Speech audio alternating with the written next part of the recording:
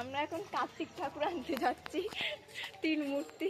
কার বাড়িতে ফেলবো সেটা এখন তোমাদেরকে বলবো না, যখন ফেলবো তখন দেখতে পারবে তোমরা, বুঝেছো? আমরা এখন কার্তিক ঠাকুর নিতে, কার্তিক ঠাকুরগুলোকে দেখো। হ্যাঁ কি করবি? কাজ স্টার্ট হয়ে গেছে। এখন আমাদের মিষ্টু পিসি চিঠি লিখছে আর শঙ্করের নাতি এই আর একজন বলে দিচ্ছে আর আমি জ্ঞান দিচ্ছি। লেখা কমপ্লিট হয়ে গেল।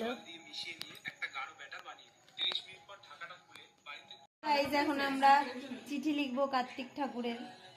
এই যে আমাদের দিদির খাতা, পিসির খাতা, সরি পিসির